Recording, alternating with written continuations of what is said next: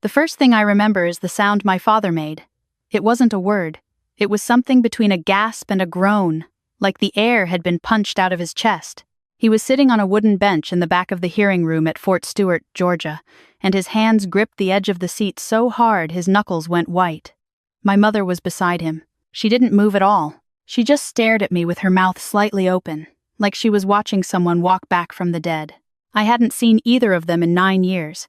I was wearing my army dress blues, captain's bars on my shoulders, combat medical badge pinned above my ribbons, 2 deployment patches on my right sleeve. Everything my brother told them I'd never earn was stitched into that uniform.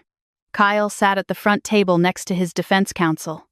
When he turned and saw me, his face went completely blank. Not surprised, not angry, just empty, like a man watching a wall he built for 9 years collapse in real time. But to understand how we ended up in that room, I have to take you back to a place most people drive past without noticing. A town about 40 minutes south of Macon called Ridgewood. Ridgewood, Georgia is the kind of town where the same families fill the same church pews every Sunday. My father, Frank Holloway, ran the only auto repair shop on Main Street for 30 years. He opened at 6 every morning, came home smelling like motor oil, and never once complained about it. My mother, Linda, kept the house running like clockwork. Breakfast by 7, laundry folded before noon. Pot roast every Wednesday because my father said it reminded him of his own mother's cooking. We went to First Baptist on Sundays. My mother sang in the choir. My father sat in the 3rd row and pretended the sermon wasn't putting him to sleep. The American flag out front got replaced every 4th of July, even if the old one still looked fine. My brother Kyle was 4 years older than me. Growing up, he was the center of gravity in our family. Pitcher on the high school baseball team. Tall, easy smile, the kind of kid coaches loved because he made everyone around him look better. Teachers called him a natural leader. Neighbors told my parents how lucky they were. And they were proud, genuinely proud. You could hear it every time my father introduced him. "This is my son, Kyle." When he said it, his voice changed, got a little louder, a little warmer, like he was showing off something he built with his own hands. I was different, not unhappy, just quieter. I liked science class and long runs before school. I kept my room organized the way some people keep a garden, everything in its place. When Kyle was out at parties on Friday nights, I was usually reading or helping my mother fold laundry. I didn't resent him for being the favorite. That's just how it was. Some families have a son, and everyone else orbits around it. By the time I was 17, I knew I wanted to join the army. Not because I hated Ridgewood. I loved it. But I wanted to be useful in a bigger way. I wanted to learn things I couldn't learn in a town with 1 stoplight and a Dairy Queen. When I told my parents at dinner one night, the table went quiet. My mother set down her fork. "The army?" "Yes, ma'am. I want to be a combat medic." My father leaned back in his chair and studied me the way he studied an engine he wasn't sure about yet. "Why a medic?" "Because I want to save people," I said. "And I want to prove I can handle hard things." Kyle laughed from across the table. "Basic training's gonna eat you alive, Meg." "Maybe," I said. "But I'd rather find out than wonder." My father nodded slowly. "Just don't quit." I never forgot that sentence. I shipped out to Fort Jackson, South Carolina 3 months after graduation. Basic training was exactly what I expected. Loud, exhausting, designed to break down everything you thought you knew about yourself and rebuild it from scratch. Some people hated it. I didn't. The structure felt natural to me. Wake up, work hard, do it again. For the first time in my life, nobody cared that I was quiet. They cared that I was reliable. I wrote home every week. My mother wrote back long letters about the church bake sale and who got married. My father's letters were short, 2 or 3 lines. "Proud of you, kid." Kyle sent a text once that said "good luck" with a thumbs up emoji. That was about right for him. Then around the 5th week, everything changed. I tried calling home on a Sunday evening. No answer. I figured they were at church. I called again Monday. Nothing. I left a voicemail. "Hey, Mom. Just checking in. Hope everyone's doing good. Love you." A week passed. No response. I called again. This time, my mother answered. Her voice sounded strange, flat. "Mom? It's Megan." A long pause. "Honey," she said quietly, "you don't have to pretend." "Pretend what?" Kyle told us what happened. My stomach dropped. What are you talking about? She sighed like she'd been dreading this conversation. He said they sent you home, that you had a breakdown during training and they released you. He said you were too embarrassed to tell us yourself. The words didn't make sense. I stood there in the hallway of the barracks holding the phone, trying to process what I'd just heard. Mom, that's not true. I'm standing in my barracks right now. I'm still in training. Silence. Mom, I said again. I didn't leave. I'm here. I'm doing well. Another pause. Then she said something that stayed with me for years. Kyle wouldn't make that up, Megan. He's your brother. The call ended a few minutes later. I don't remember hanging up. I just remember staring at the gray wall and feeling like the floor had shifted beneath me. I told myself it was a misunderstanding. Families sort things out. I'd go home on leave and explain everything face to face. 8 weeks later, I got my first leave. I drove 6 hours straight back to Ridgewood. When I pulled into the driveway, the house looked exactly the same. White siding, green shutters, the same wind chime on the porch my mother hung when I was 12. I knocked. My mother opened the door halfway. She looked tired. Mom, I need to talk to you and Dad. She glanced behind her. Your father's resting. It's important. She hesitated, then opened the door a little wider. My father appeared in the hallway. He looked at me the way you look at someone you're disappointed in but don't want to fight with. I tried to explain. I pulled out my training documents, my evaluation scores, a letter from my drill sergeant. My father shook his head slowly. Kyle said they give those out even when people wash out, to let them down easy. That's not how it works, Dad. He folded his arms. We already talked to your brother about this. He said you'd try to cover it up, said you'd have paperwork that looked real. That sentence knocked the wind out of me.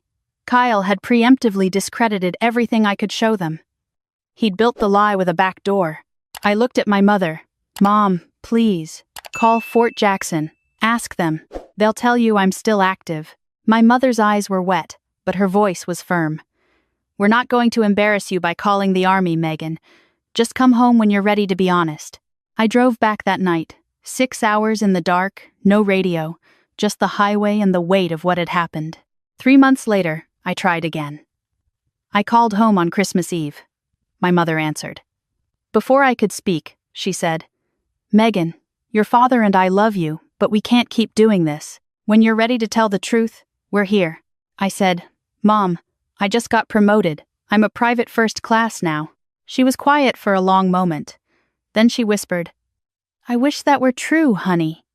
And she hung up. After that, I wrote letters.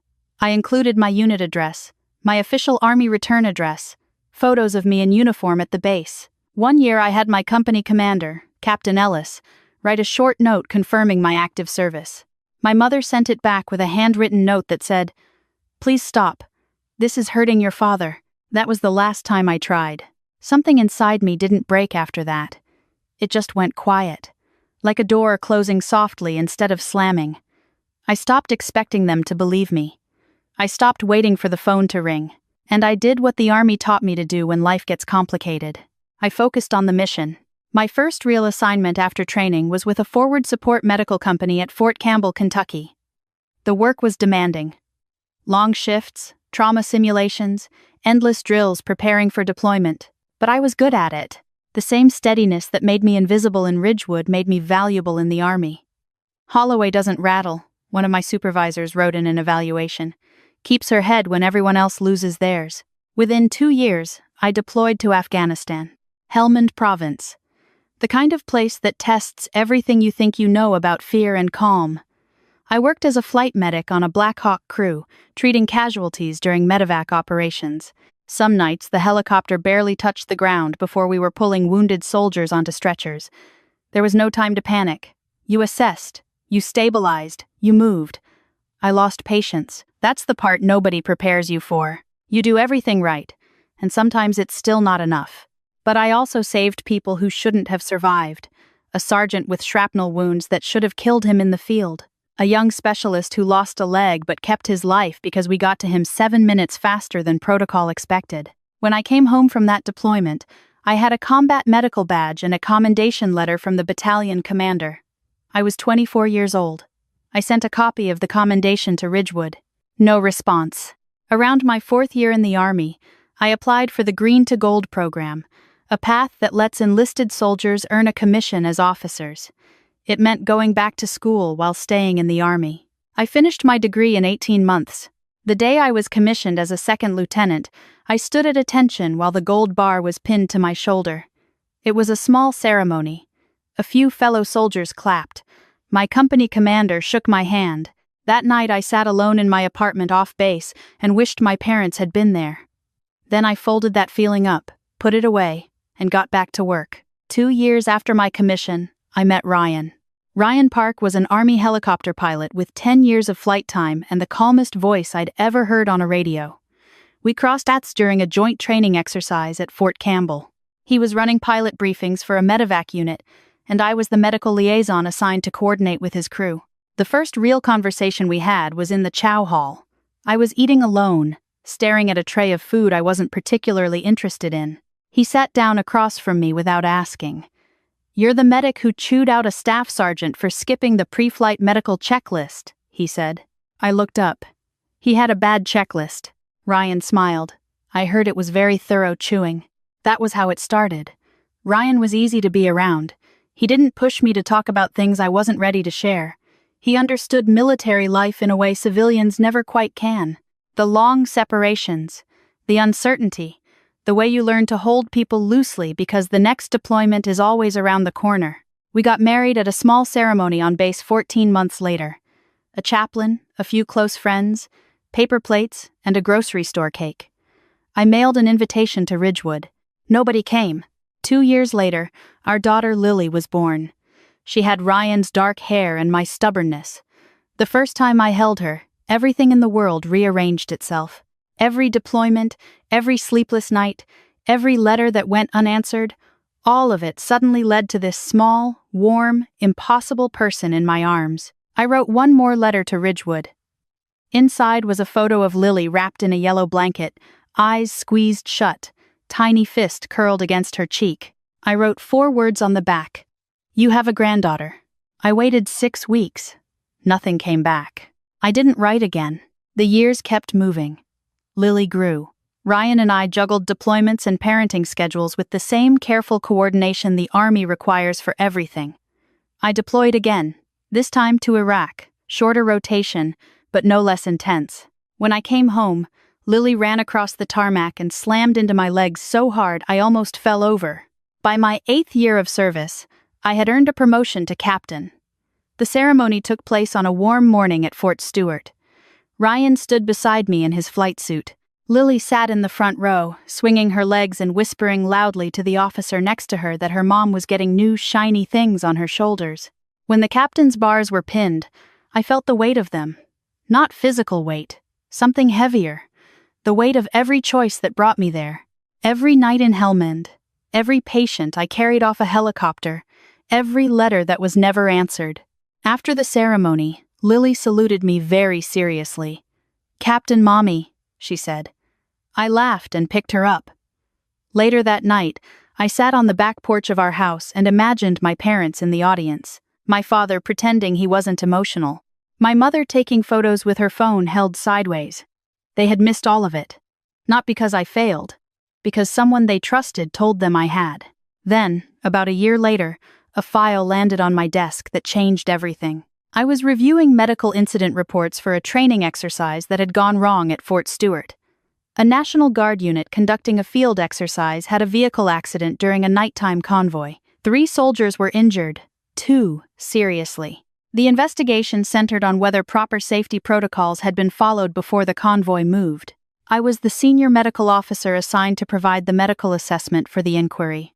Standard procedure. I opened the investigation file and began reading the personnel roster for the Guard unit involved. The name hit me like a wall. Sergeant First Class Kyle Holloway, Georgia Army National Guard. My brother. I sat there staring at the screen. Kyle had joined the Guard about 5 years after I enlisted. I never knew. Ridgewood might as well have been on another planet. But there it was. His name, his rank, his unit. The file told the story clearly.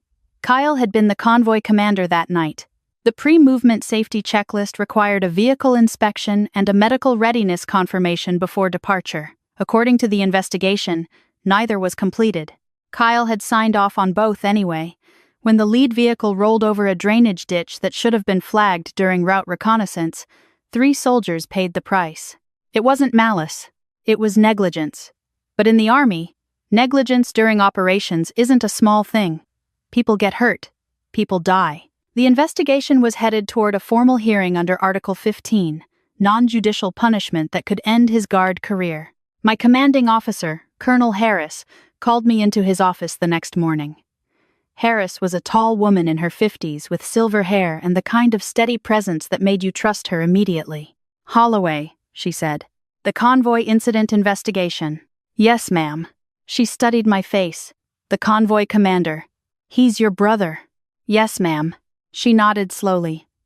"You're listed as the medical assessment lead. Your report on the injured soldiers and whether proper medical readiness procedures were followed is critical to this hearing." "I understand." Harris leaned forward. "I can reassign you. No questions asked. Nobody would blame you." I thought about it. Part of me wanted to walk away from the whole thing. 9 years of silence. 9 years of a lie I never deserved.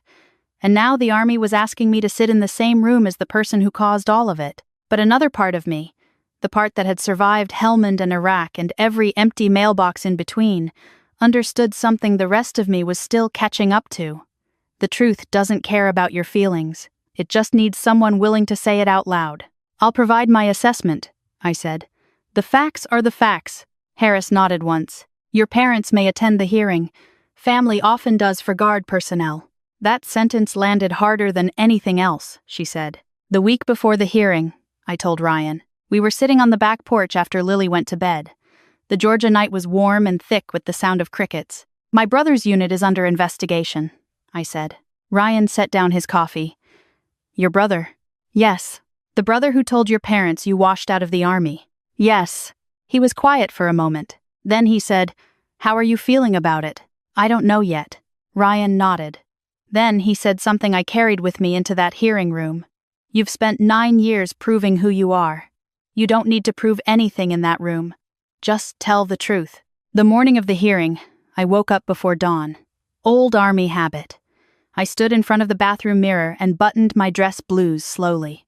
The ribbons across my chest told a story that spanned nearly a decade.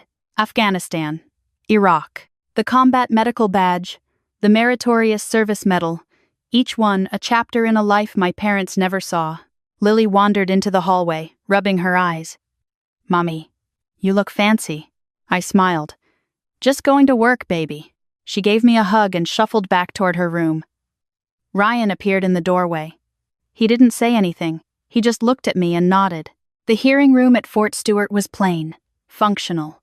Folding tables, metal chairs, an American flag in the corner. The kind of room where the Army handles its business without ceremony. I arrived early. I sat at the medical assessment table near the front, organized my documents, and waited. Officers filtered in. The investigating officer took his position.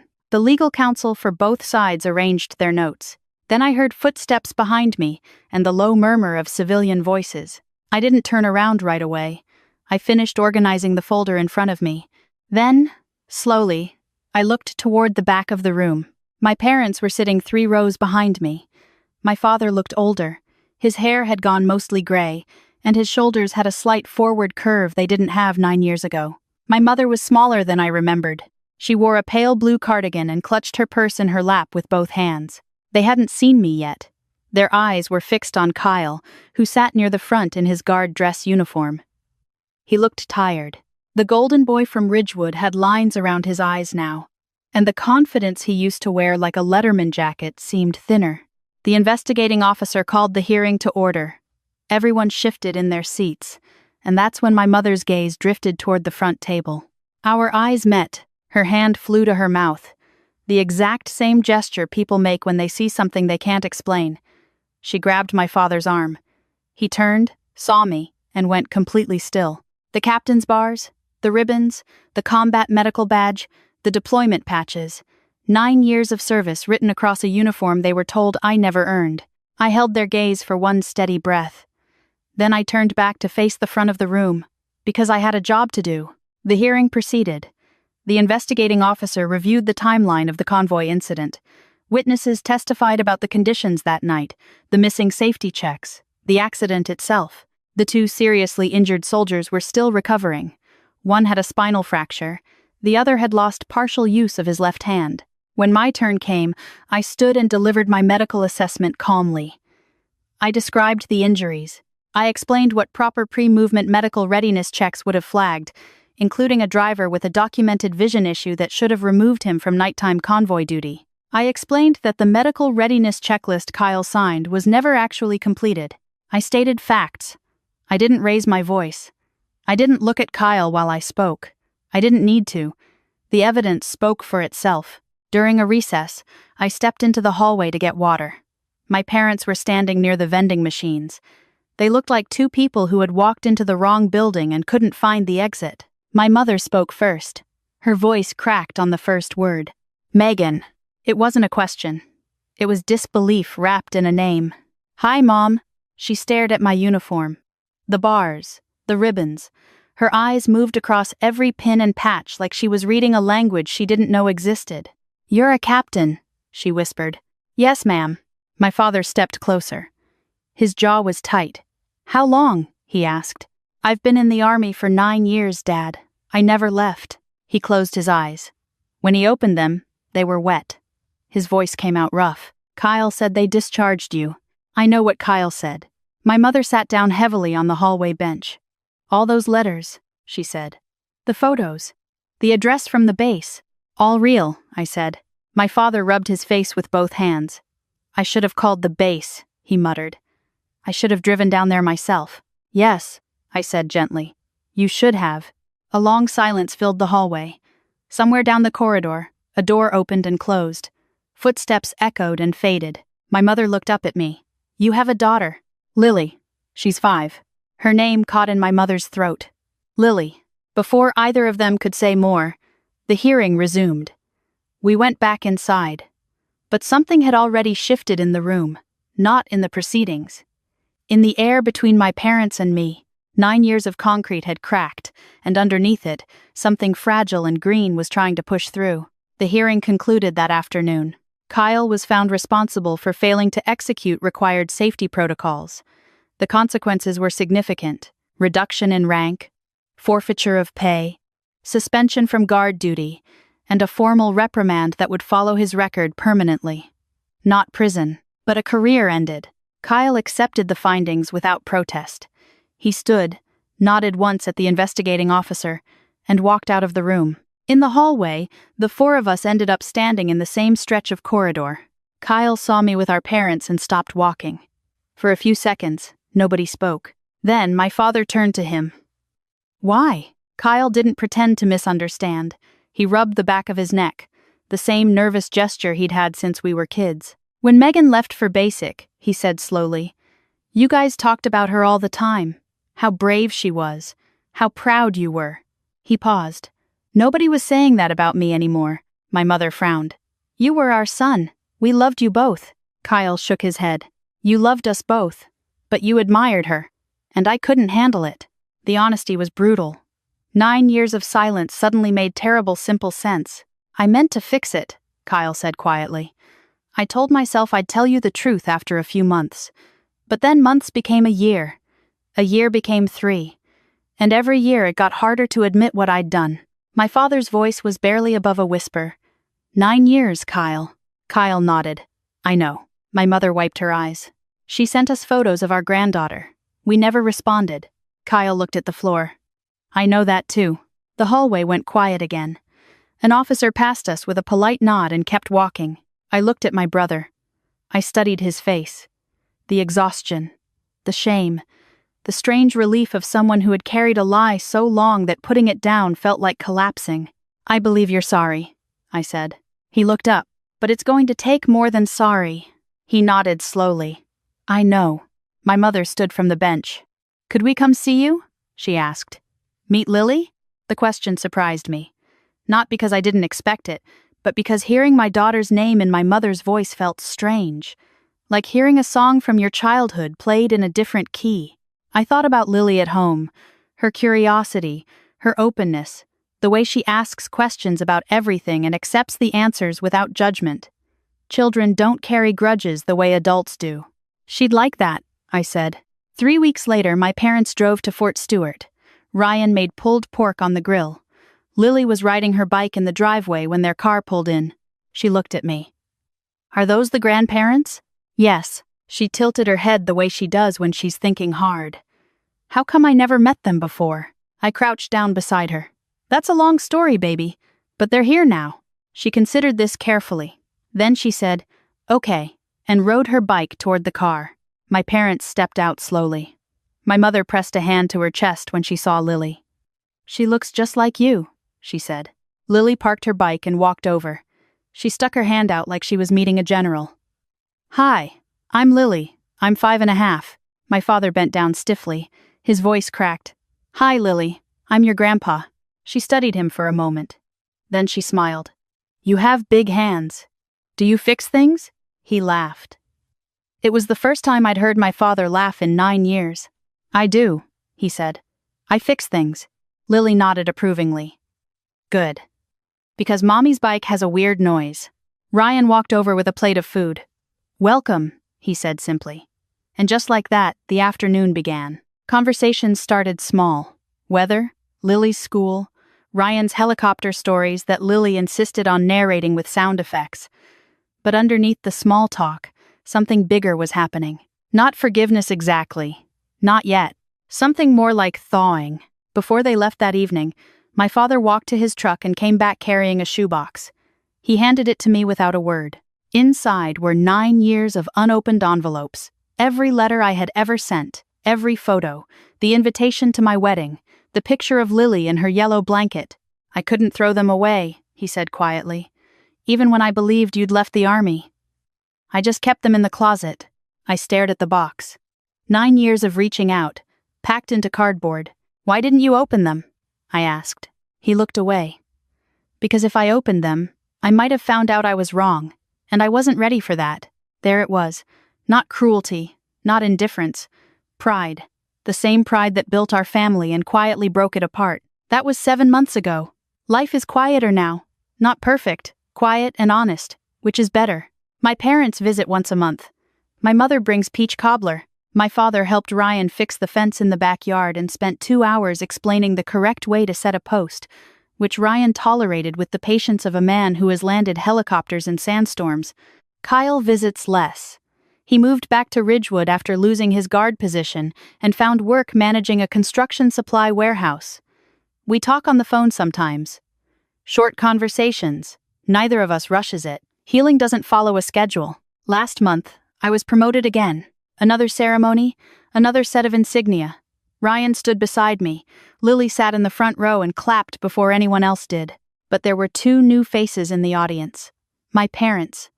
My mother held her phone up sideways, recording everything. My father sat very straight, watching the ceremony like it was the most important thing he had ever witnessed.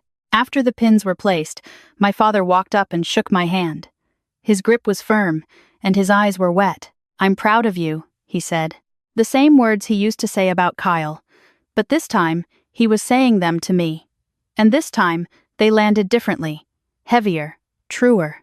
That night, after the guests left and Lily was asleep, I stood on our back porch. The air was warm and still. The neighborhood was quiet. Somewhere down the street, a dog barked once and stopped. I thought about the road that brought me here. A lie told in a kitchen in Ridgewood. A door that closed when I was 19. 9 years of silence. And one hearing room where the truth finally walked in wearing everything it had earned.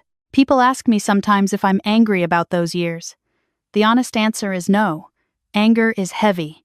I carried enough weight on those medevac flights. What I learned instead is simpler than anger, and harder than forgiveness. Families don't always break because people stop loving each other. Sometimes they break because someone is too proud to make one phone call. Too proud to open one letter. Too proud to admit they might have believed the wrong person. My father could have called Fort Jackson.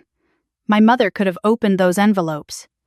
Kyle could have told the truth any one of 1,000 mornings. Our story would have been completely different. But life doesn't hand you the timing you want. It hands you the moment you're in. And what you do with that moment is the only thing that matters. If this story stayed with you tonight, do something small. Call someone you haven't spoken to in a while.